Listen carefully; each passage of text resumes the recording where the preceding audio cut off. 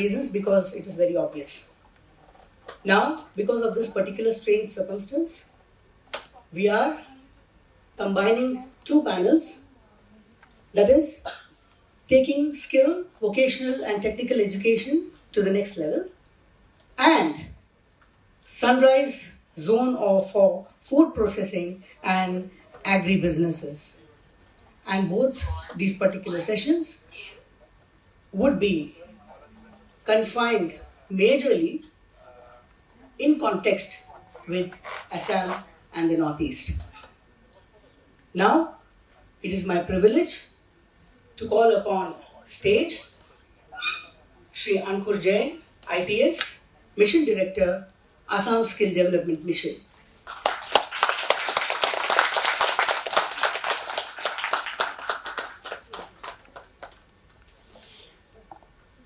Now I would like to call Ashwin Gowda, IRS, Managing Director, Karnataka Skill Development Corporation Limited, Government of Karnataka. I will not keep saying I will call, I will just start the names now. Abhiraj, Senior Vice President, Aptech Limited, Mumbai.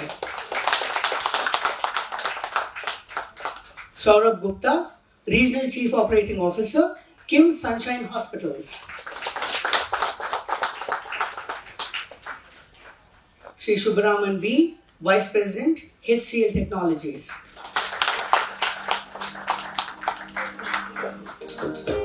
Shri Vikrant Abrol, Social Entrepreneur and Founder, SkillsTrainer.in. Upmit Singh, Head Strategy and Operations, IT and ITS Sector, Skill Council.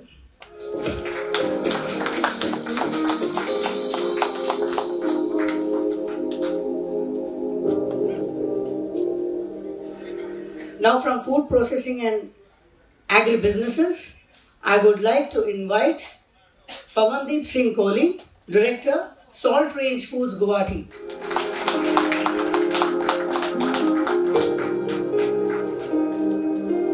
Archana Nath, Senior Business Development Manager, APEDA.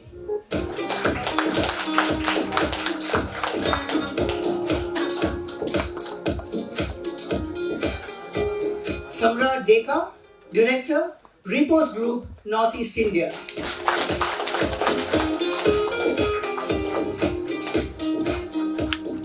Raju Prasad Chowdhury, Advisor, Northeast Oil Palm Plantations, Godrej Agrovet Limited.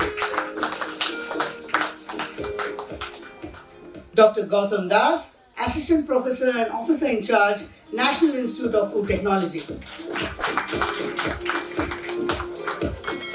To moderate the session, Dr. Abhilash Agar, COO, Electronic Sector Skills Council of India.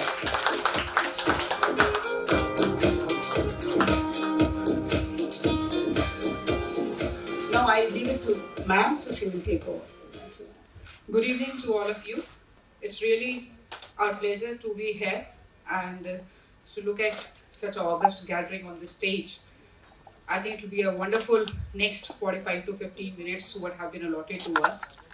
So to start with, we'll go one by one with the panels what we have here. So first is taking skill, vocation and technical education to the next level. So if we talk about vocational education in India, as you might be aware of, that we generally correlate it with the industrial training institutes. So 1947 when we got the independence, and it will be good to know that in 1950 the first ITI was opened in India, and today we have 13,000 plus ITIs in India. Earlier it was under Ministry of Labour and Employment, and Trade Journal of Employment and Training used to take care of the vocational education in India. To regularize it, when we used to have 5-year plans, in 2007 to 2012 5-year plan, the scheme was launched by the name of Modular Employability Skills by DGT. And it had some 1400 courses in all the departments. Later on, for the ease of working and customization, various sector skill council was made, NSDC was made, and in 2015, we had a separate ministry for skill development and entrepreneurship. To start our discussions, would like Mr. Ashwin Gowda, who is the Managing Director, Karnataka Skill Development Corporation, to share his viewpoints that what are steps they have taken in Karnataka and various skill development initiatives to make the candidates job ready. Mr. Gowda, please. Thank you, Ms. Thanks to everyone. Happy to be a part of this event. So basically in Karnataka, we have, as you all aware, that we have partnered with Tata Technologies Limited, and as Madam was talking about ITIs. So we have almost 1,700 ITIs in our state, of which 250 are government and 170 are government aided, and the remaining are private ITIs. And out of 250 government ITIs, we have upgraded almost 150 ITIs at a cost of almost 4,700 crores. With Tata Technologies Limited, and all the Industry 4.0 equipments, machineries and infrastructure has been developed. And currently candidates are undergoing training, and almost 1.2 lakh candidates are being trained every year under this project. And apart from this, basically we envisage that the skilling ecosystem should be industry driven to ensure demand driven skill training. So this is what we are envisaging. So that's the reason we have come up with this concept called industry linkage cell, wherein we are individually working out with the industries on one-to-one basis, requesting for their demands, getting to know basically about what their demands are, and then with the infrastructure that we have got in terms of 250 engineering colleges, 290 polytechnic colleges, 5 GTDCs and 190 the KGTDIs and all. So with that we are providing the necessary training to the students and then making them industry ready. And apart from this, we are also focusing more on the trainers, the TOT, that is pedagogy. So basically we are also creating a pool of trainers. So that is an area currently we are facing a lot of deficit. So especially the qualitative trainers, and with the support of the sector skill councils and also some of the premier institutes, we are like NTTF in Bangalore, we are developing a pool of trainers for all this training institutes. And then one of the major initiatives I can say that we have come up with very recently is the Skill Connect portal, and I want everybody, especially in this in this hall, to kindly go through that portal. It's basically a job portal on the lines of Naukri and Monster, but apart from that, we also provide career guidance into it, and then psychometric test for the students to undergo that assessment and to get to know about their the behavioral traits and where they are lacking, shortcomings. So based on that, the AI-powered engine will pop up the requisite courses, both free and paid courses to them, so that they can go through those courses and upgrade themselves and come back and apply for the job. Then tech assessment tools are there, and then industry mentoring sessions are there. Then earn while you learn program. The gig projects are also being uploaded by the companies, and whoever is interested, they can take it up. So all sorts of a one-stop solution, sort of a portal it is, first of its kind in the country. So that has been launched, and many people are making use of it. So when if I start naming, it will be a lot. But anyways, to cut the long story short, basically we are into providing demand-driven skill training, both in terms of short-term training and long-term training to our students. Thank you so much, Mr. Gowda. I think very well initiative of the Skill Connect portal. And in the last line, how you have concluded it, I think the demand-driven, and I think that is what is more important, that what the industry needs, the students should be trained in the same way. So now next, coming to Mr. Subaraman, you spoke in the morning regarding the technical jobs for class 12 students on technical skills. So if you can just tell the students and parents who are here that what are the emerging technologies and what kind of skilled manpower will be required in the coming future. Sure, I'll probably talk about what we do instead of trying to generalize it. So like I talked about in the morning session, we have a program called HCL Tech B where we get very bright 12th standard pass out students. We skill them based on the demand that we have, exactly like what Mr. Ashwin Gowda was talking about. We know the jobs that people are going to be performing the next 1 year, 1.5 years down the line. So we skill them specifically to do only that particular job, as against giving them generic training which may or may not be deployed, right? So we run this skilling for about a year's time on technologies like on job skills. I don't want to say technologies, job skills like um, detailed designing on CAD based systems for specific client engagements. We try and do for application, software development, software maintenance, infrastructure maintenance, cloud engineering, data engineering, data analysis roles. We do risk and cyber security based jobs. Again, all these are, since we have long lasting relationships with many customers globally, we know what jobs are going to be coming up in those specific engagements. And to perform those jobs, what combination of skills, mental makeup, and human acumen is required. It's not just about the technology skills alone, it's how you get to deploy these technology skills. Like, for example, how do you even get to talk to somebody? How to draft an email? How do you listen to a customer's complaint or a problem? How do you respond to it? If there's a situation, let's say there's a large network outage, how do you try and resolve it? So what amount of problem solving is required, right? So such work related acumen is what we get to skill people on, not just on one or two, much of what we get to know as standard computer technologies that we get to train people off. Usually it's a combination of multiple skills. Like, for example, if somebody says there's a large bank, and in a typical long-lasting banking relationship, you know that their systems are typically on some, say, a combination of Unix and Oracle and some Java as well. Right? Now, it's not just these technologies, it's how you deploy these technologies, how you use these technologies to troubleshoot problems, to build new applications or enhance new applications. Right? That's what we get to teach. It's not like, okay, we'll teach somebody on mainframe for like 3 months or 6 months. That's not going to be sufficient, right? So we know exactly how much and what part of mainframe need to be taught, what part of Oracle needs to be taught to perform the job at the entry level. And once they join, they become employees. As time progresses within this TechB program, they get to be skilled on adjacencies for them to grow into the next levels. So that's how our entire model works. And this time, so one standard question that comes in would be, so what do you do for higher education? Do these people not get a standard degree much required in India, right? Well, I mean, degree in India is required for two important reasons. One is to get a job, which we offer anyway, and second is for more social reasons, which we leave it to them. But nevertheless, we partner with universities. We have partnerships with premier universities with who we tie up and recommend that these students do their undergraduation with these universities, part of which we get to sponsor as well.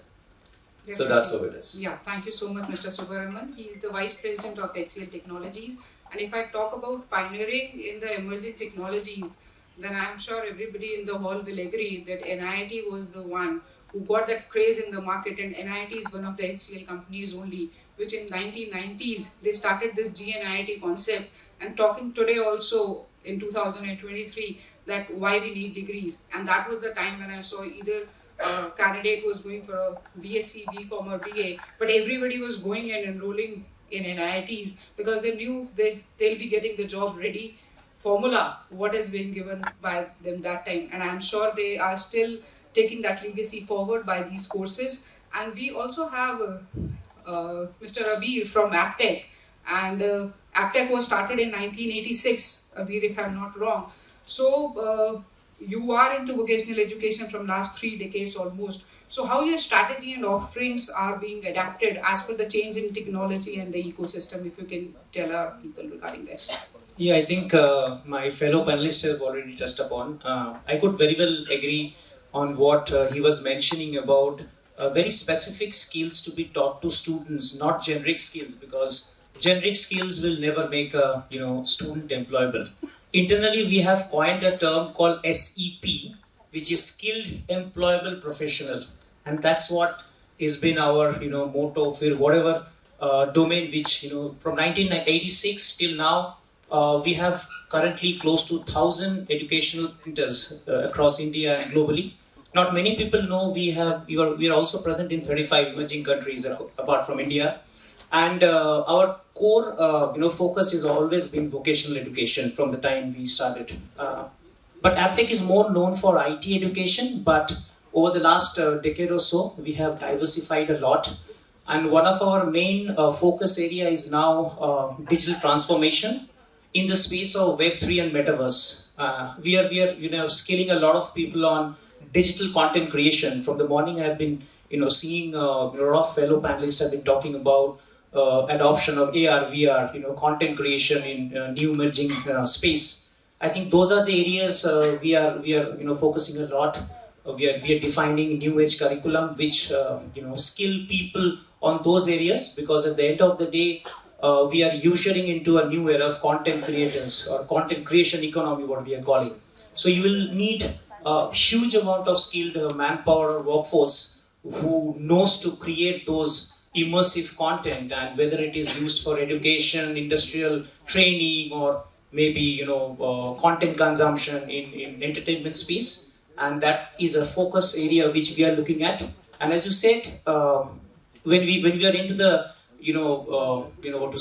space of digitization, innovation is very, very important. A recent innovation what we have done in last couple of years, we have converted all our digital learning content into AR based, so that people are having more immersive content. It's not those passive things which people see like an PDF or an a lot of places I see when we say digitization, it's just a a vanilla conversion to PDF. That's not called actual digitization. It's more, we need to keep focus on how do we give that real-time immersive experience to students irrespective of whatever domain. And I think Dr. Kannan was talking about some example which I was seeing in the other room, and those are the things which our students are learning to do. So yeah, we are putting a lot of effort and capital investment on that particular area to be right up there in the curve.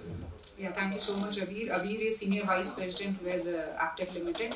And we are, in a lot of forums, we are talking about digital skilling for all, irrespective of the age, gender, or the geographical region, wherever they are. And to get this to the roots of the country, I think we need to change the ABCD. And when I say ABCD, I mean it literally. So it is not A for apple, B for boy, C for cat, or D for dog. I think from the initial years, we should expose our kids to A for artificial intelligence, B for big data, C for coding and programming, D for data analysis, I for IoT, and this can keep on going. Because it is easy for them to understand.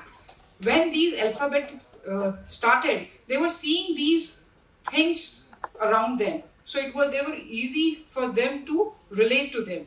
But now if we talk about when they operate their refrigerators or their washing machines at home as per the IoT sensors which are connected with them, or the cars, what they are driving, which are more AI enabled cars. So I think if we start teaching them from a very primary level, I think it will be a good change, irrespective when they come to college or school, and once they start learning in higher classes what these technologies mean. So to take this thing forward, I'll request Mr. Vikrant Ebrol, who is the social entrepreneur and founder for skilltrainers.in, that to take skill, vocational and technical education to the next level, what kind of edtech initiatives you are taking, and how blended learning is helping the candidates for getting the jobs. And good evening everyone. A lot of you would have heard a rap in Hindi, Apna time aayega. Suna hai na? I think Apna time aa gaya hai. So India is poised for a big change. Well, I used to feel this always, but I didn't have any numbers to support it. Just last week I came across a very nice presentation. Just about 1,000 years back, India 100 में से 25 रुपी दुनिया में contribute करता था. Our share was 25% of global GDP, which went down to less than 1%. But I think there's a time in history when things turn around. So we are just at that cusp where things are turning around. So just to share 2-3 numbers with you, you must have heard we are a 3 trillion economy. It took us 62 years to reach first trillion. It took us 8 years to reach the second trillion, and it took us 5 years to reach the third trillion, which includes 2 years of COVID. So practically in 3 to 4 years, we've reached our third trillion. So you can imagine what speed we are going to take. Yeah. There are lots of more numbers, but because of positive time, I'll skip that. But what I want to tell you is, just about 6-7 years back, India was at 122nd rank in data consumption. So internet ka data hota hai, data consumption. And can you guess today we are at what rank? We are number 1, China plus US put together, and we consume more data. Now, how's this data important for vocational skilling? You know, we've been telling as an organization, I set up this company 11 years back, that we should skill people digitally, we should go online. But, you know, big daddies in the ecosystem, NSDC, everybody would not, they would say vocational skilling online thodi ho sakti hai. But we kind of beta version, we set up a edtech platform in 2013-14, and we launched skillstrainer.in, which was India's first pure vocational skilling LMS in 2016-17. I'm happy to share that we are currently at 1.5 million users. 15 lakh logs purely vocational skilling online kar rahe hain. And more than 80% of them have got certified. As compared to Coursera, Udemy, who have a 10 or a 15% completion rate, you know, we've reached an 80% completion rate for vocational skilling because the young have hunger. To share some very simple courses that we run, you know, which we've done last 2 years, you know, we ran a shorthand training program and a soft skill program for Supreme Court employees. All the judges in the country, their staff, we trained them in shorthand. You know, you can't imagine how shorthand can be taught online. But it was done right in between the COVID time. We were always telling NSDC that train people online for training of trainers. You know, you waste so much time, effort training trainers. But during COVID, they agreed to that. And in the last 24 months, we've trained 3,000 trainers online, and they've got the same certification from Skill India portal. Yeah. So what that has done is now 3,000 trainers, we can train 1 crore people in 6 months. You know, if you ask us to train 1 crore people, we have that repository created. One of the projects, interesting projects we are doing is, you know, under mentorship of Abhilasha ma'am. You know, there are 2 lakh people in the country who work on broadbands. आपने road की side पे देखा होगा orange cables काट के लोग, they are called optical fiber splicers. Yeah. So we are training 2 lakh optical fiber splicing technicians. We've already trained 1 lakh of them. I think it's the largest mandate of its kind in the world. And you know at what cost? Just 199 rupee. It's a paid program. 199 rupee. 1 lakh OFS technicians have already been trained. And this 199 includes 4 days of online training and an online complete program and a certification from a sector skill council. So EdTech can do wonders in terms of scale and in terms of quality. And India really needs to use it. You know, just one more number, India has 70 lakh security guards. None of them have a certificate. So if we use technology, you know, in next 7 months we can certify all these 70 lakh guards. And then what we do? We filter them who are the 10% best. We see who have English language, and they can become a supervisor, or they can work in a multinational or an embassy security environment. So their income will go up from 10,000 to 15,000. Now just one more filter, those who have a passport. Yeah, give them a course which is aligned to UK occupational standards, and they are worth 2,000 euros. But from 10,000, 15,000 income, their income can go up to 1.5 lakh. Yeah. So that's the power of technology, and various other examples on what we've done. Any of you who are interested can later connect with me. I would just want to take 1 minute and, you know, give some specific ideas to the state of Assam. See, we've been talking so much about skilling, etc., but I think there are some concrete models which can get created where thousands of people can be trained. See, we've heard about tourism, which is a big. So one of the suggestions, Mr. Jain, would be to, you know, your minister also heads the tourism department. All the tourism destinations or the tourism bungalows, resorts, etc. of government can be converted into a training center. and you suddenly have 100 training centers, and you train people, and not only in India, India, you can send people everywhere, but even out of India, Africa has such a big demand, and they are short of manpower always. There are European countries, so that, one of those things can be done. E-rickshaws, I've been seeing in the country last 10 years, so many of e-rickshaws, shabby, they're everywhere. If you just, let's say, take example of Guwahati, and you train 5,000 people, and you you take help of IT, design a beautiful e-rickshaw with some kind of a ethical, some artistic thing coming from the northeast, that kind of a flavor, maybe a bamboo frame or something, and you, through Mudra scheme, you give loan to people, and you have suddenly 5,000 entrepreneurs, and on a higher purchase model, so you've created 5,000 model entrepreneurs. So I think some concrete things like this, they can be joined, there can be large-scale employment created, not only for jobs, but micro enterprises. Right. Thank you. Yeah, thank you, so ma'am. much, Vikrant, for sharing your insights. And definitely one of the boon we can say for the COVID is acceptance of e-learning. And if I talk about few years when one doesn't feel well and go to a doctor, so what we used to do is you go sit on that chair and he'll maybe check your pulse and he'll ask you, how do you feel? And I'll say, okay, I don't know, but I'm not feeling very good. But if today I have to go, and if I have a wearable device, when I go to a doctor, so from e-learning, I call it as an e-patient, who is more engaged, who is more experienced, who have more data. And he can say, okay, my resting heart rate is around 70 to 75.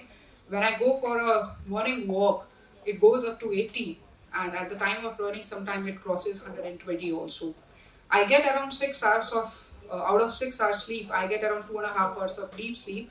My glucose level is so and so in the last 1 week. And I can show all my, just like a dashboard, I can show it to a doctor. I think it will help a doctor to give me a prescription in a much better manner in that ways. And so with e-learning, moving to e-patient now, we have Mr. Saurabh Gupta, who is the Regional Chief Operating Officer of KIMS Sunshine Hospital. Saurabh, I would like to know that India has embarked on its health reform journey almost a decade ago. The healthcare sector is expected to drive the growth of the economy, the medtech sector we are hearing since morning also. And definitely it will play a significant role in the economy development. How skill development is shaping in healthcare sector, and what are the opportunities and challenges you feel which are there in this sector? Thank you, Dr. Gaur. In the interest of time, I will actually focus on 3 things. Very short introduction to KIMS Sunshine, because it's a unique hospital in the KIMS network. Then I'll talk about healthcare just from another angle, because everybody is talking about healthcare being the sunrise industry. But let's look at some numbers. The third thing is, which is the most important thing, what does it mean for Northeast India, basically Assam, and for the students, where are the opportunities? So, introducing the KIMS Sunshine. Sunshine Hospital is basically an ortho implant center. It is one of the latest addition to KIMS network, and it happened only 1 year back.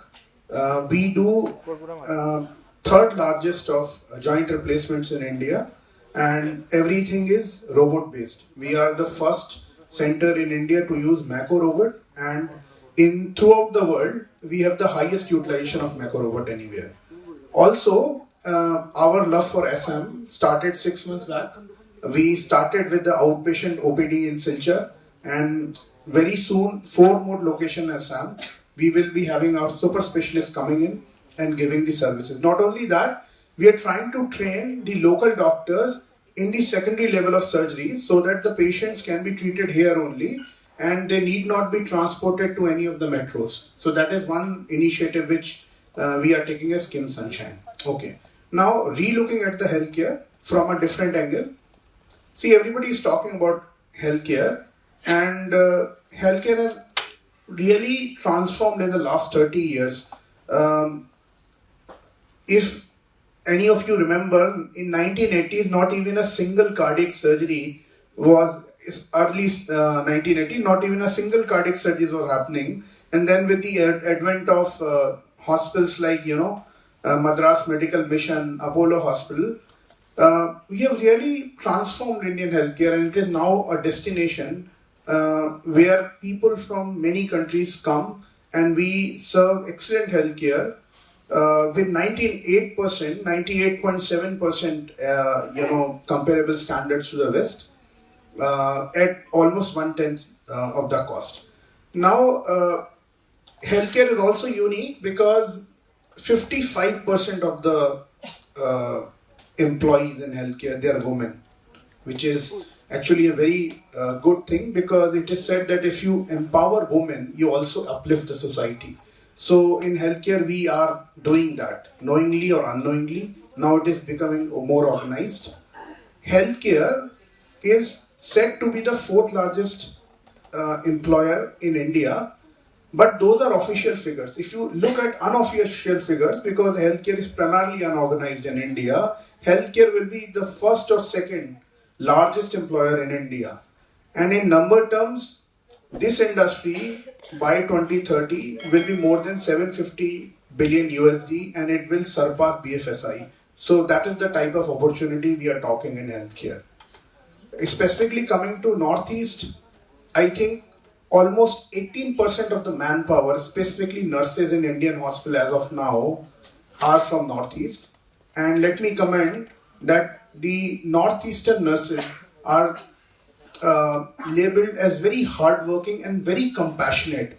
So we keep on getting a lot of good feedback about the nurses from Northeast. And in Northeast, if you look at any indicator, whether it's patient to beds, doctor to beds, nurses to bed, it is actually not. It is you can just multiply the number by 3. If you have less than 1 doctor for 1,000 population in India, in Assam it will be 2.5. In Northeast states it will be basically for 3,000 population you will have 1 doctor. So the condition is actually grim, and here is where the medical colleges and the impetus from state government is coming, because the number of medical colleges are almost 20, and the seats have gone up in the last 5 years. But what is really important is, when we talk about the healthcare manpower, we are not just talking about doctors and nurses. There are many courses. If you would have heard about Dr. Om Manchanda, he was speaking about phlebotomy course, DMLT, and so many courses are there, physiotherapist.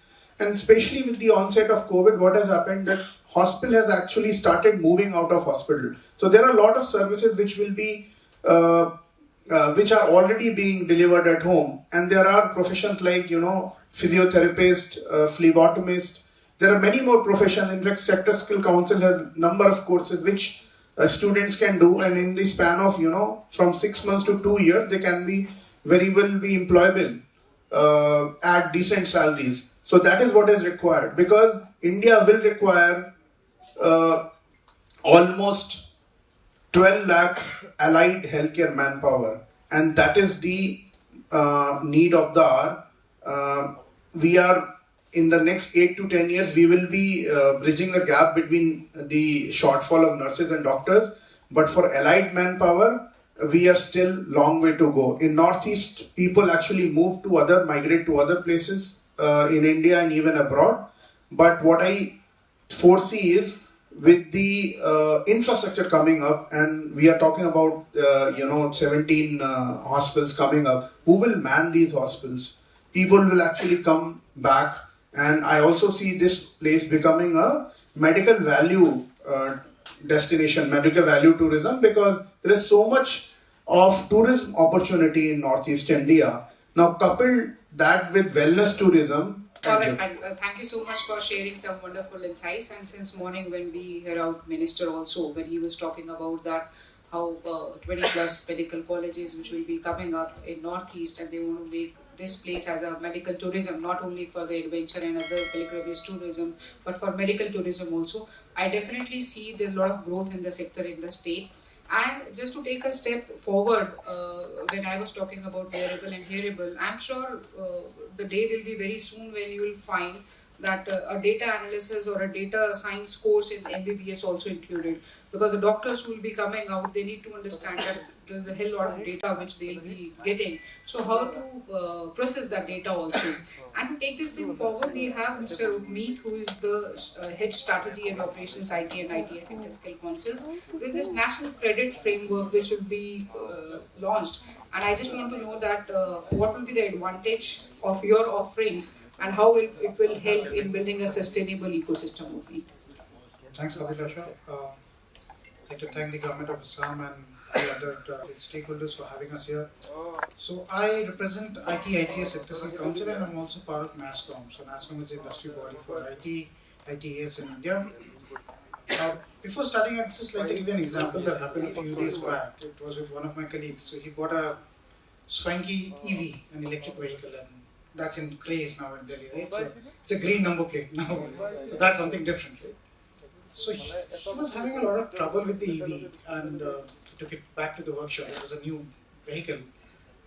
And the chap there, he's kept the vehicle for 1 week and he's not been able to solve for it, right?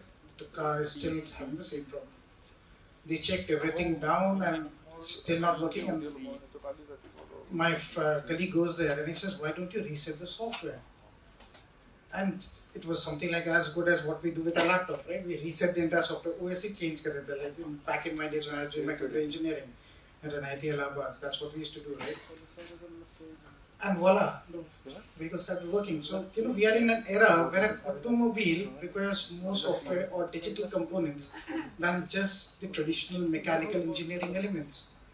So we all spoke about digital, right? And it's part of all of our lives, whether we are in any speed. We spoke, few of my colleagues spoke about the consumption of data, etc. So yes, the digital era is there. In fact, we are in the decade, as we call it at NASSCOM, and what now even the government of India is saying. So this decade is for the technology, and we are aspiring for, as India, to be the digital talent nation. So what does it mean for us? So when we speak about a digital talent nation, obviously there are interventions across various levels, school education, colleges, etc., and the lifelong learning. There's another interesting element of, what is the next generation looking at? For example, you and I might be working for, a compensation, a salary that is in rupees. The other day I was in a forum where they were speaking about, there's this young group of engineers who designed some platform and they wanted the payment in bitcoins. So they didn't want cash, they wanted bitcoins, right?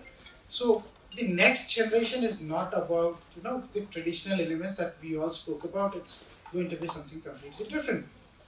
The gig economy is something which shows that a huge percentage of the workforce will be gig workers. And gig workers are not, they're like consultants, right? They're working on one project to another and they could be working with multiple organizations, right? So that's another element.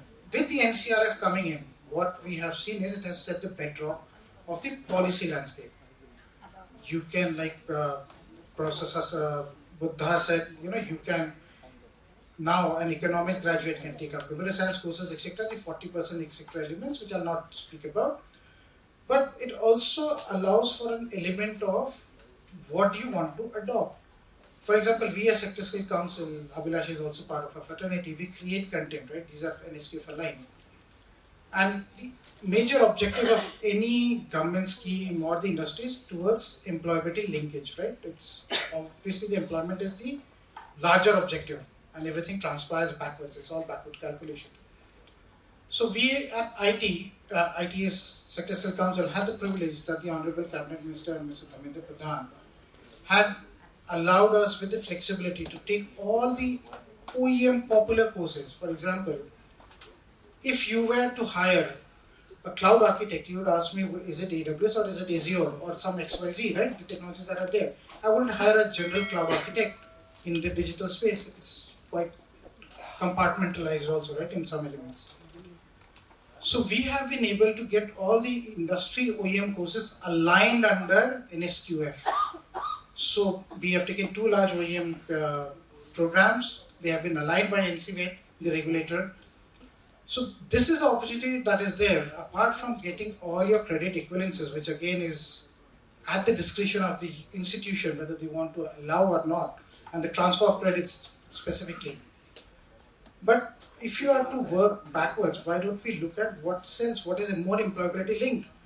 Would you do a course which is Cisco certified, or would you do a XYZ certified course on network professional? So I think that's an important element that should be built in, of getting popular courses also aligned, which are international popular courses, aligned in the Indian ecosystem. If you want to be the next digital talent hub, the digital talent nation, that's something that we need to work on. Yeah, thank you so much, Upmeet, on your insights, how NASCOM is moving forward in their strategies. And now we have the man behind who has actually orchestrated this complete show, who have got all of us from different parts of the country together and taking Assam and asked all of us to come up with our vision, how we see Assam in the coming years, what we can bring here to take it to the next level. So we first of all give a huge round of applause from Mr. Ankur. We work with a lot of almost all states and union territories, and I really appreciate that with Dr. Kalyan Chakravarti and Ankur Jain. Even they, for the ease of all the stakeholders, most of them in Delhi, they traveled to Delhi and had a very good interactive session with us a few months back. I really appreciate your gesture, Ankur. And I want to know that definitely we all can see that Assam is taking lead in various skill development initiatives. I would like you to share that what are the opportunities and challenges you feel that Assam will have in the coming future, and how you are taking those challenges and will be converting it to opportunities for Northeast. Thank you, Abhilasha. The biggest challenge what we see is that the whole skilled ecosystem, what we talk about in different conferences, I have been attending many. We are talking about कि graduate को skill कैसे करें, और fight हमारी है कि जो drop out है उसको हम ग्रेजुएट के लेवल तक कैसे करें. In Assam, median age is around 22.7 and our dropout rate is one of the highest in India. इस चैलेंज को जो हमारा approximately 4 lakh students जो हमारे स्कूल सिस्टम से बाहर निकल रहे हैं, how we are going to take into the proper skilling path, जिससे कि वो skill करके they can reach to a dignified life. Now what we were talking about, we were discussing. I told him कि हम लोग इनको story सुना रहे हैं हीरे की. Like we are saying कि see you do this thing and you will become diamond and then you will shine. But they are normal students. They are school dropouts. They have a very tough background. How we are going to bridge that gap and elevate them to at least utilize their potential. That is the story we need to tell to students. We need to reach to the nook and corner of whole of the Assam, where we can connect them, the student, the parents, the unemployed youth, the community leaders and the local politicians. Ki see, even if there is a 1 lakh job every year, that is utopia, it won't happen. But this year 60,000 jobs are there. 40,000 has been filled up, 60,000 are remaining. The government of Assam is filling up the vacancy of 1 lakh. Still, there are 14 lakh candidates, eligible candidates. So 13 lakh won't get any government job. What about the plan B for these 13 lakh students? Okay, 1 or 2 lakh will get job somewhere in the private sector. What about 10, 11 lakhs? So we need to tell the parents also, because they are the biggest decision maker in the one student's life. Even in our life also, we are here because our parents had forced us most of the time. So we need to tell the parents also and students also. For this thing, we are doing the skill yatra as a pilot project. So in 4 districts, we are going to go to every 9 to 12th class these higher secondary schools, and we are going to interact with the students. And we are trying to tell them, okay, you are having these career pathways even in the skilling sector. We have very good career pathways for the graduates. So after 12th, what you need to do, everybody will tell. But after 8th, if you drop out, who will tell you? We don't have that thing. So we have to tell those pathways. We need to bring awareness among the parents that if you send your students or your wards to the skilling centers, they will have a very good life. They will have a respectful life. we need to bring respect on the table for the skilled manpower. Until unless we don't have that respect, we will see this kind of issues where students don't want to venture into the skilling ecosystem and they still want to pursue the graduation, as rightly pointed out by one of the colleagues, that there is societal perception related to the graduation, the degree. How we are going to bridge that gap, that we need to look into it. And regarding the Assam, we have the age about the this youth, we have number of youth, but the demand side is lacking. And other thing is that there is a tendency not to move out of the Assam to other state for the job. So now we need to bring about the how we can have training outside the state, so they can be acclimatized to the newer place, and they might stay there, so attrition rate will go down. So these kind of innovative solutions we are thinking of. We are going for upskilling of different things like the hotel staff near about Kamakya and Paltan Bazaar, 3-star and below. We are targeting that. We are going to upskill few of the taxi drivers as a pilot project in the Guwahati airport, because we want to, the taxi drivers are actually the brand ambassador anywhere. So if your first impression is very good, first interaction is very good, you will feel that the whole state is good. And if by landing on the airport, coming out, if you have a rough interaction, then your whole day is out. So that is, we are going to upskill it. Similar kind of skilling project we are going to take up in Kaziranga and nearby, especially for the homestay, because we have a very good climate and the fauna and flora is very good. But instead of bigger hotels, the foreign tourists, they stay in the homestays. So we want to upskill them. We want to take them to the Himachal or Sikkim or some other places where the homestay is a very good concept and they are repeat. So in this way we are connecting the real potential of Assam to the economic benefit and skilling people in this regard. Apart from that, we are open for the industry's participation. If industry has that kind of demand, we will have the tailor-made solution for them. They can select the students from here, they can take them there in their facility and train them there and absorb them. So this kind of recruit, train, deploy model are very old, this thing, and we are open for it. So I think with huge potential and the very good governmental support, the skill scenario is going to change and we are going to see newer heights in Assam. Thank you very much.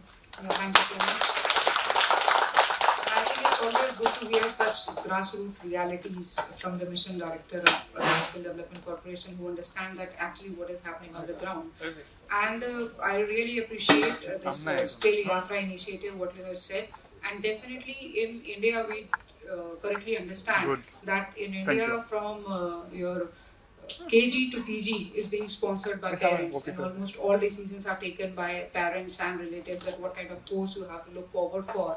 So definitely the respect for skills has to come. Still we feel even the learned people, 13 of us sitting on the stage also, I don't know how many of you will put your child into a BVOC program which is more industry aligned rather than a traditional BTech or a BCom, because that barrier has to be, I think, need to be broken, and then only we can get the skills aspiring and the respect for skills will come back. So I have already done my bit. I have already put my son into a apprenticeship embedded course in the same, and I request each and everyone who is sitting here that we are talking about skill development. We are talking about 2047 when we will complete 100 years of independence. Various forums we are discussing that how the Amrit Kal and Amrit PD, how our educational system will look like in 2047. We cannot think that what was happening in 1997, but we are talking about 2047.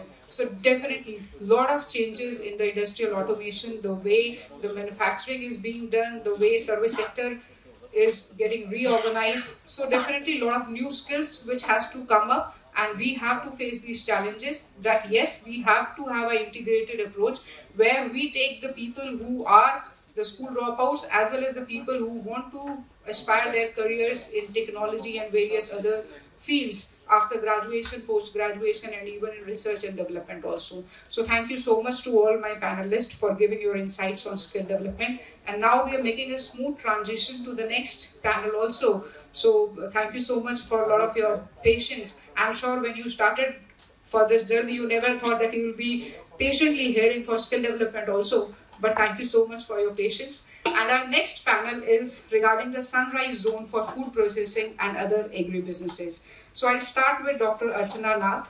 She is the Senior Business Development Manager. Ma'am, I would like to know that how Agriculture and Processed Food Products Export Development Authority is taking steps in this regard, and what are your future plans? Good evening to all of you. Today I'm representing APEDA. So first of all, I'll just give a brief introduction about APEDA. Actually, what is APEDA? So the APEDA stands for Agricultural and Processed Food Export Development Authority. It is a central central government agency under Ministry of Commerce and Industry. So the APEDA is looking after the export promotion. So our head office is located in Delhi and the regional office is located in Guwahati. So we are looking after the entire agricultural export which is happening from the 8 northeastern states. So the products which we cover like under our export are all the 14 categories of products are there. So mostly the fresh fruits and vegetables, then the processed processed fruits and vegetables, then your cereals, then meat products, poultry products, dairy products, means whatever eatables are there. So if you want to export any of these products to outside, so you have to get registered with APEDA. So without APEDA registration, you cannot export this product outside. So so the potential crops means like the potential crops which is available in Northeast is which is having a high scope for export. So these are like your ginger and this non-basmati rice. We have different varieties of rice available in Northeast, like your black rice is there, red rice is there. Then the ginger is available in almost all the northeastern states of northeastern states. So mostly the exports from NER is happening to Bangladesh and Bhutan, and some amount is also going to other countries like your UK, USA and the Middle East. So then APEDA is also organizing and mostly to Bangladesh, mostly the fresh fruits and vegetables is being exported, and to Bhutan, mostly the processed food items are being exported. Then we are organizing this food processing training in association with CFTRI and your NSIC and other institutes at frequent intervals, so that our food entrepreneurs, they get an opportunity to learn the various techniques from the experts from these institutes. Then we are organizing this capacity building programs and on Agri Expos, because many of the entrepreneurs and many of the startups, they are not aware of exports, so actually how this export is happening. So we are giving this capacity building programs, we are arranging this capacity building programs for them. Then for export, like you need to have buyer. So we are also organizing some buyer sellers meet, both in international level and national level, for the so that the buyers, the farmers and the entrepreneurs, they get connected to each other through this platform. Recently, a pork processing plant, it is the first pork processing plant is also coming in Northeast in Sibsagar district of Assam. So it has a capacity of slaughter of 400 pigs in a day. And as we know that Bhutan is having a high demand for this pork. So, but we are not able to supply this because of lack of infrastructure and also the lack of quantity of this pig. So now the entrepreneurs from the Upper Assam districts, they have started this pig rearing and they have started their farms. So this is a big opportunity which is coming for the entrepreneurs who is working in this line. And then APIDA has few financial assistance schemes. We have schemes for infrastructure development, we have schemes for market development, and we have schemes for the quality development. So in the infrastructure development, we have scheme like for setting up of a pack house. Then of course when we exporting to a distance to a location, so we have to maintain the cold chain. For that we provide subsidies for reefer van, purchase of reefer vans, and of course for the food processing unit, if you want to set up, if you already have an established food processing unit, for that, for addressing the missing gaps, like if you want to buy some equipments, machineries under that, for that also we are providing up to 75% subsidy. And for market development, if you want to export for the first time, for that also we are giving 75% subsidy, that is up to rupees 10 lakhs per shipment. And under the quality development, if you want to do, if you want to establish any food testing lab, or any you want to do any food testing, you want to do any food testing, so for that also we are offering 75% subsidy for that. So these were our schemes under food processing.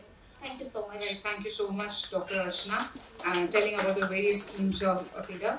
And we completely understand the agroclimatic conditions of the state favors growing of variety of fruits, vegetables, spices, like we have coconuts, bananas, pineapple, orange, turmeric, chilies, and so on. So mechanized and scientific cultivation of agriculture and horticulture products are being adopted here. So I want to know from Shri Raju Prasad Chaudhary, who is the advisor Northeast Oil Palm Plantation, Godrej Agrovet Limited, that what kind of technology is playing in your sector and how you are using it.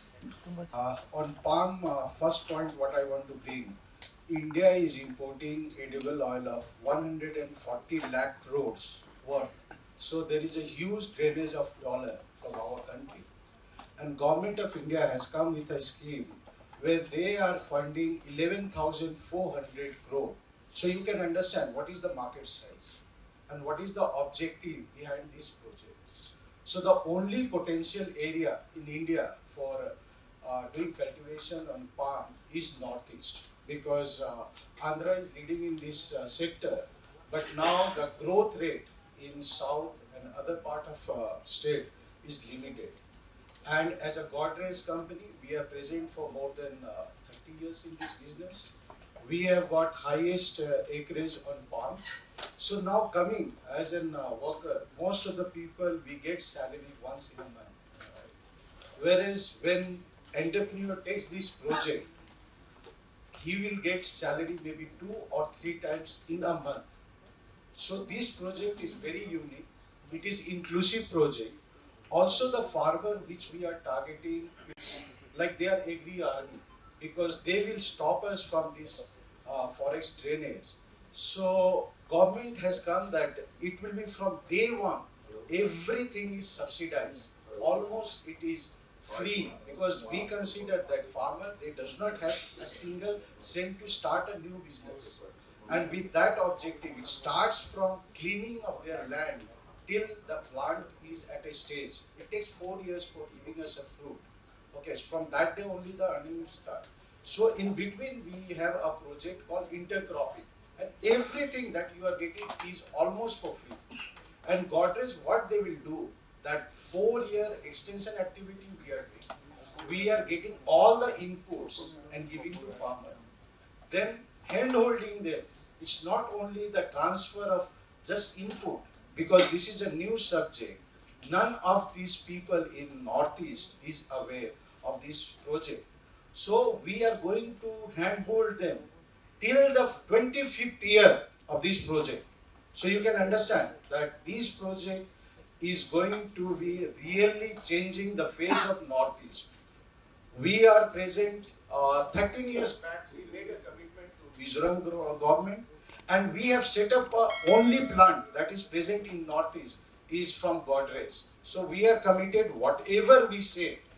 In recent time, we are present in 5 states in Northeast. That is in Assam, Tripura, Manipur, Nagaland, and Mizoram.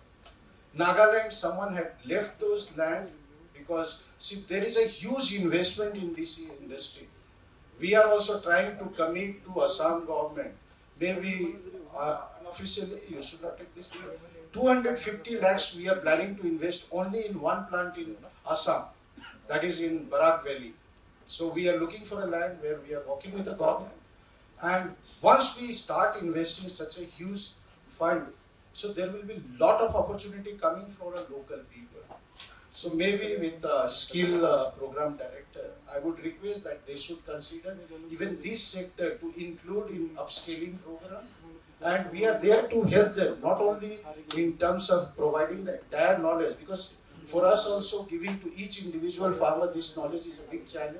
So with skill, if some people come, and also digital people, we are also happy to announce that we are tying up with Malaysian government on certain skilling, how to do harvesting with the digital technology, how to utilize drone technology. We are also trying to work with one of the pioneer company who is into, like they are giving service to Boeing and all, Indian company. So we are trying to work on technology tie-up with them also.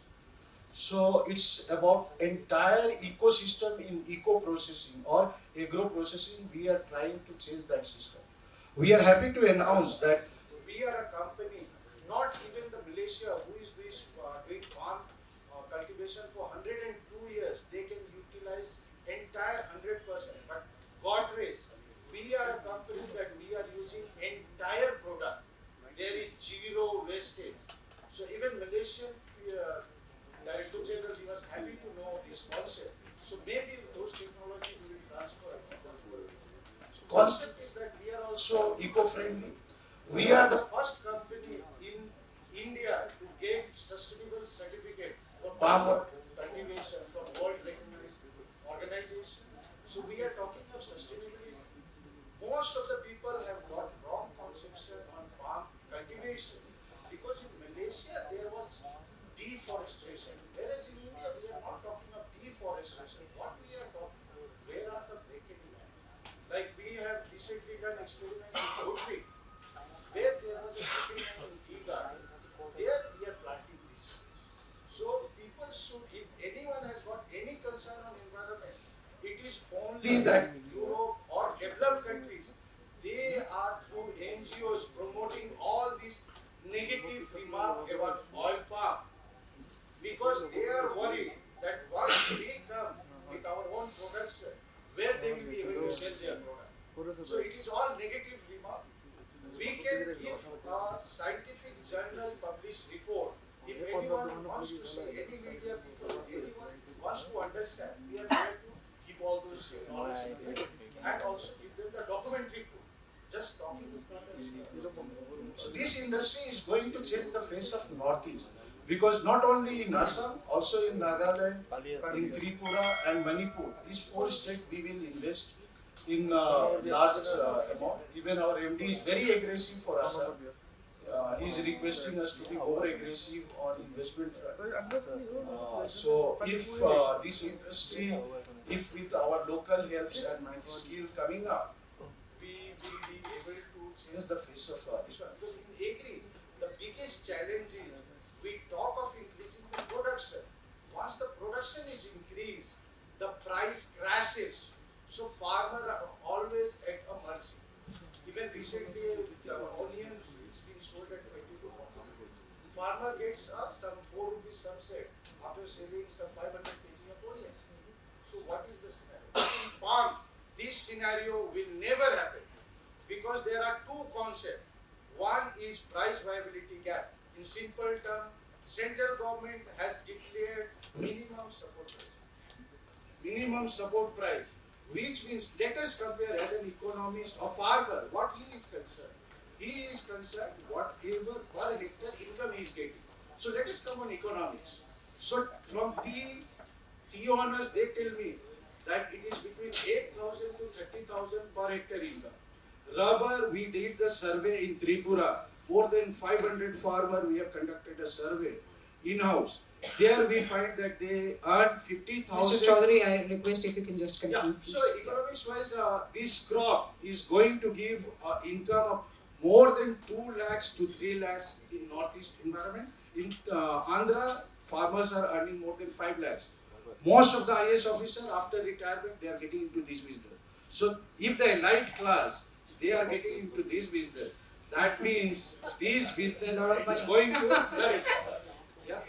I'm saying it means a lot of money is there, yes. Yeah, no, see, it's a fact that most of the farmers in Telangana and Andhra, they have a Mercedes. And their students are studying abroad. So that shows what they have achieved in 30 years. Maybe in 7 years to 10 years, we'll be able to see some figure in Northeast. Definitely. Yes. And I completely agree with you that if we have to make Atmanirbhar Bharat, then it is not only the engineering, technology and manufacturing. Agri and food processing is one of the industry which has to come ahead, definitely for sure. And now we have Mr. Samrat Dekam, Director Repose Group, and Repose Group needs no introduction in Assam. I mean, I think you have been working from last so many years in the state, and I would like that how you are taking your initiatives forward to take the growth of Assam with the Repose Group also. So if you can throw some light on this. Right. Thank you so much, man. Thank you everybody for allowing us to be here. Very quickly, actually, I just want to make 2 points. I had them in my mind, of course, ma'am, I'll maybe include the third point as a question that you asked. My impression is that there's a massive shift happening in food processing, wherein from quantitative aspects of what we eat, people are now considering qualitative aspects. And the amount of technology that is coming into testing of food products, I think it's quite imaginable that in maybe another 5 to 10 years, somebody with their mobile phone can, just point it to food and look at its nutritive products. This may be a little bit of contrary to the happiness in pound it has, but Northeast we already have very low population. I think maybe around 4 crores, barely about 3% of the country's population. Most agricultural products, they require a lot of labor. Trying to make mass-produced product, I'm not sure is the great idea that we can have here. Trying to make high-value, high-nutritive quantity product is perhaps what will work better in the Northeast. That is one point I wish to make. The other point since Mr. Jain is here, I thought that I will hazard to indicate, sir, that I've been working here now for about 24 years. We've had this journey from employing about 150 people to about 4,000 people now. And when I hear the people speak in the previous the meetings and even now, it appears to me that there are 2 fundamental challenges that we have in terms of how people are being upskilled. One, I think, is a challenge of ethics, and on the back of that is a challenge of creativity. While the past 400 years of education has brought us to a kind of very robust economic lifestyle that we have right now, but in India, without referring to any esoteric agenda, there are very objective tools that allow for people to develop their concentration and consequently the ability to pay attention, which is perhaps at the root of being creative. So in skill development, if these are things, and I'm not talking about some sectarian religious practice or such, there are a lot of proved systems right now. I think Maharashtra, Gujarat governments allow for 15-day paid leaves to all government employees to go into personal courses. But the idea that there are objective tools that allow people to be able to clear their heads and consequently pay better conception, consequently pay better attention, and hence come up with creative solutions to whatever problems they see around them could be something that can be incorporated here, sir.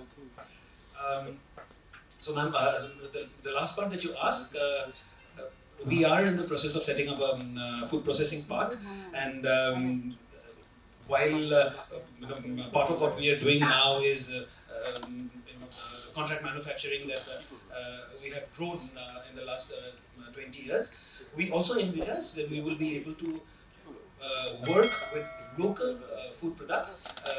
For example, the local cereals, many varieties of rice, many varieties of fruits, and to supply to the local demand. That is what we are looking at.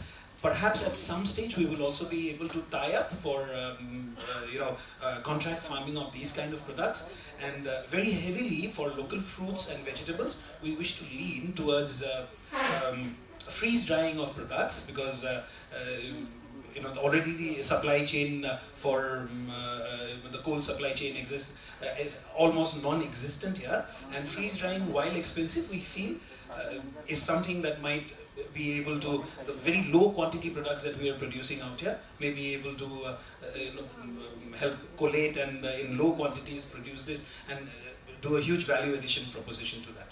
Right, thank you so much, Thank you so much. Mr. Deka, and for your initiatives, what you are taking in the state. And now we have Let's Take Purity to Every Household, what the company says, and one of the Indian honey exporter.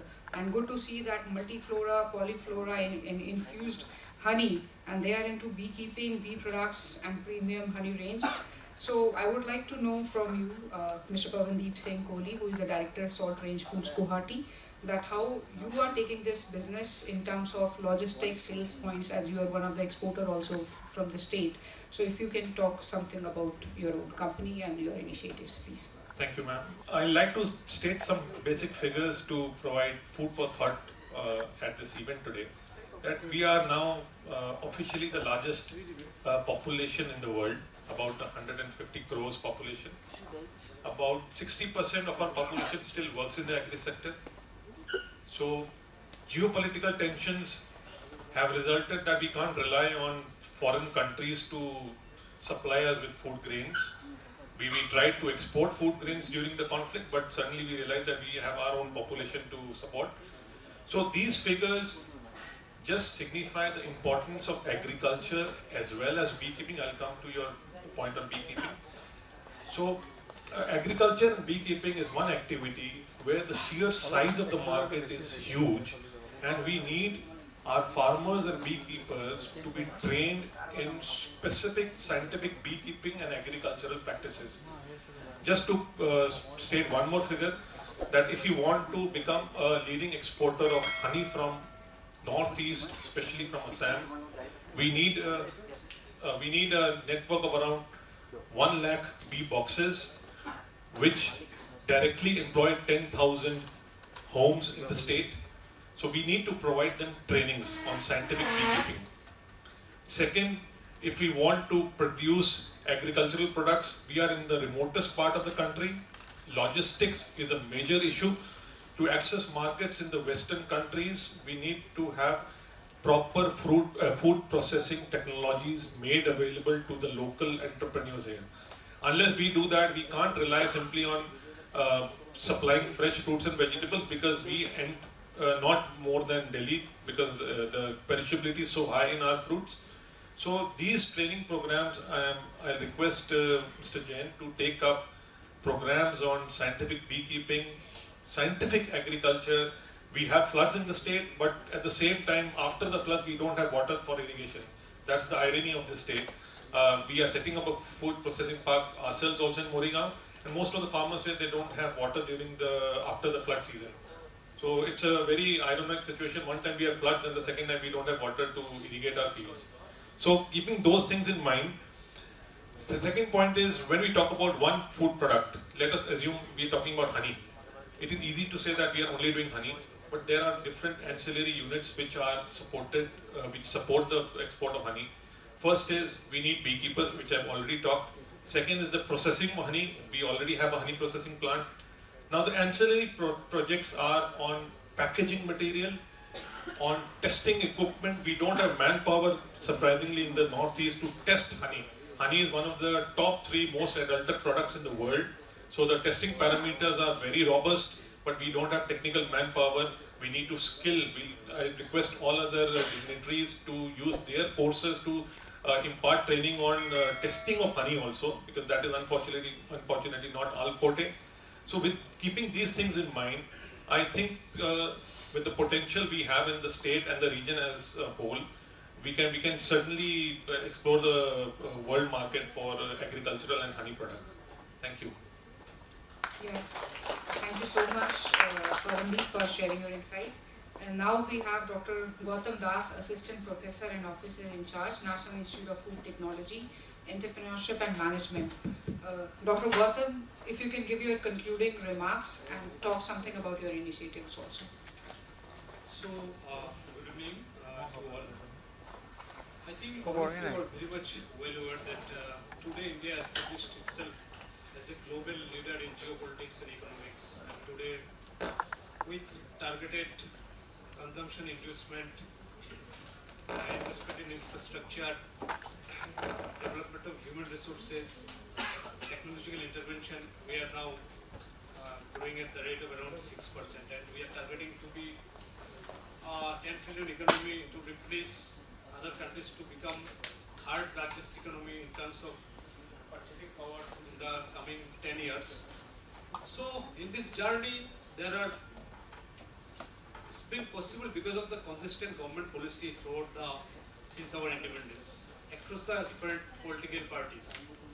Now the thing is that if we want to achieve this targeted goal in terms of economic development in the coming 10 years or so, 10 to 15 years, there are so many important sectors government is focusing on, and out of all those sectors, agriculture and food processing is one of the important sectors. Of course, we know without food we cannot live even in a single day. But the problem is that in agriculture sector, keeping the interest of the farmers in agriculture is now a huge challenge for us, because people doesn't find it to be much profitable now, you know. But even then we have to retain the interest and bring the interest of the farmer in the agriculture and create important value chain networks in this agriculture sector. So in this context, as you know, since independence we have achieved food growth in agriculture production. Now we are food surplus economy. We are exporting so much of agricultural commodities, primary and processed products. But unfortunately, our level of processing is only 10%, and mostly in milk sector. And fruits and vegetables only 1%, fishery 2%. It's really negligible. And again, wastage in the supply chain is around 10 to 50%, mostly in case of perishable commodities.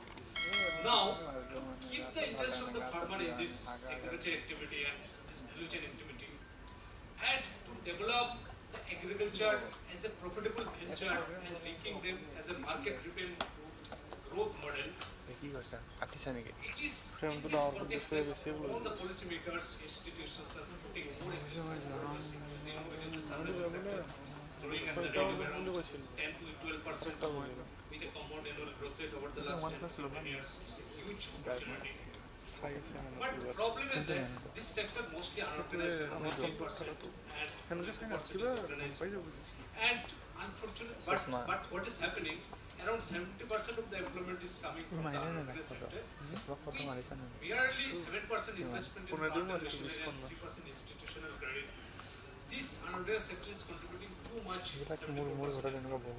So that means if we want to bring this agriculture food processing sector in the mainstream and want to become being a part of the growth story, to push our growth story in the higher trajectory, we have to bring those unorganized food processors, that small and marginal and women-led groups into the organized food. That is the aim of the government and all those institutions we are working for, mostly bring it organized, give them training, skill, give them business facility, all those kind of things. Now, for this, what government is doing across different departments, be it agriculture, food processing, APEDA, village industry, MSME, we have numerous numbers of policies for small, marginal, large and medium scale enterprises. So these, like for Ministry of Food Processing Industry, we are having unit scheme, we are having cold chain scheme, we are having mega food park. For small and marginal entrepreneurs, we are having PMFME scheme, formalization of micro enterprises. For APEDA, Madam already told so many schemes. For KBIC, we have PMVGP scheme. So these schemes are basically all those entrepreneurs, small, medium, marginal, so that they can be part of the higher future networks. As far as northeastern region is concerned, we are 5.6% of the total geographical area and 80% of the total cultivable area. There is a huge opportunity for development of focusing region in this region. And as you know, any sector or region cannot develop if we cannot best utilize our resources. As far as northeastern region is concerned, hydroelectricity, tourism, food processing, agriculture, these are the important sectors. Without development of those sectors, we cannot really develop this northeastern region. So for that, all everybody is working. We are basically in IFTEM, we are basically based in Tamil Nadu, Kanchipur, we are having branch office in Guwahati also. What we are doing here, we are basically aiming to develop small and marginal training, business incubation, consultancy, with regard to standardization, product development, all those kind of things. And as far as implementation is concerned, for central government as well as the state government, we are helping the government to implement as much as 15 to 16 central or state sectors schemes for the entire northeastern region. So this is the activities we are doing in this region. And if anybody, any entrepreneur interested, entrepreneur want to come to us, we can give you the training, incubation and consultancy so that you can develop it, be part of this integrated supply chain and value chain. Definitely. Thank you so much, Dr. Gautam Das, for giving the insights and giving such a nice way and the way you have concluded for all the speakers. It was entirely my pleasure and privilege to moderate the session for vocational and skill development and agri and food processing. I would like to thank the team of IndiGlobal Bharat Summit and IIT Guwahati to bring so many experts from diverse fields under one roof and talk about their initiatives and experiences. I want you all to give a big round of applause for all the panelists. So thank you so much, all of you, and you can take the stage. Thank you so much. Thank you so much, ma'am, for the wonderful moderation. So also for the varied insights, a very insightful session. So can I please call upon Miss Sunita Bhuyan, the world-renowned violinist, so that she can come and give away the token of appreciation to all our panelists present here on the dais.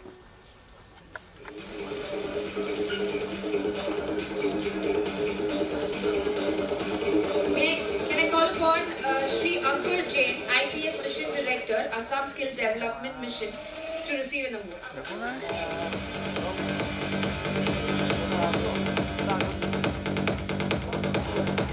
Can I hear some round of applause, please? End of the day.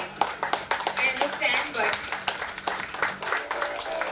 can I call upon Shri Ashwin Gowda, IRS Managing Director, Karnataka Skill Development Corporation.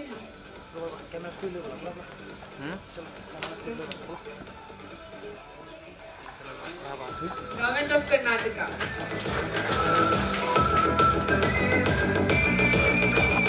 Mr. Abid, Senior Vice President, Aptech Limited, Mumbai.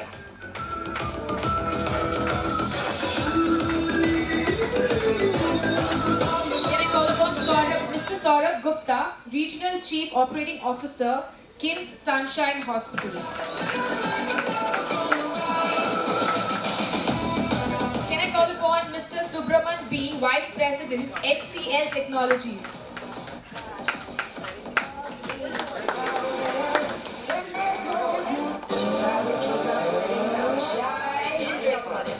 Can I have Mr. Vikrant Abrol, social entrepreneur and founder, skillstrainer.in.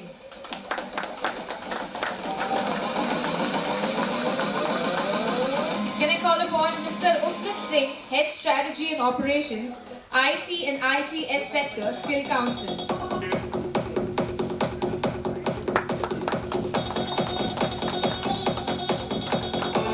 Can I call upon Shri Pavandeep Singh Koili, Director, Salt Range Foods, Guwahati.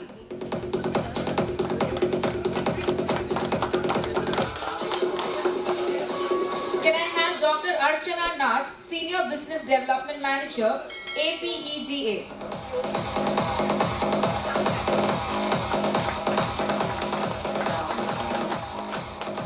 Can we have Mr. Samrat Deka, Director, Repose Group, Northeast India.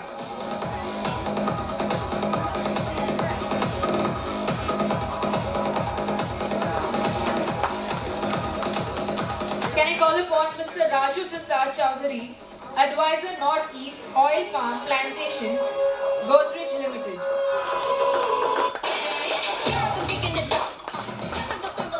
The panelists, Dr. Gautam Das, Assistant Professor and Officer in Charge, National Institute of Food Technology.